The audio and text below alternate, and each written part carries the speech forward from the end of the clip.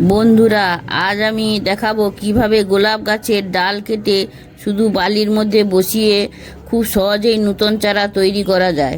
অনেকেই ভাবেন গোলাপের চারা করা কঠিন, কিন্তু সঠিক নিয়ম জানলে খুব সহজেই সফল হওয়া যায়।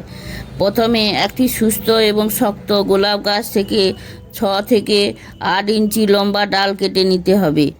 ডালের নিচের অংশটা কিছুটা তির্যকভাবে কাটবেন, এতে দ্রুত শিকড় বের হয়।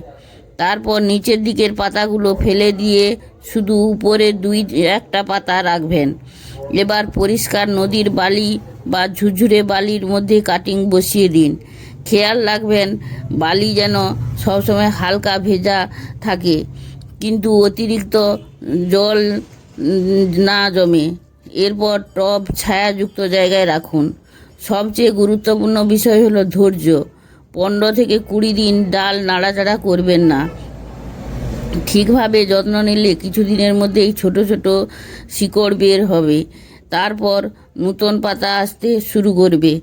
এভাবেই গোলাপ গাছ থেকে অনেক নূতন চারা তৈরি করতে পারবেন। আপনারা বাড়িতে চেষ্টা করুন আর গাছের প্রতি ভালোবাসা বাড়িয়ে তুলুন। ভিডিওটা ভালো লাগলে লাইক, কমেন্ট, শেয়ার এবং সাবস্ক্রাইব করতে ভুলবেন না। Thank you.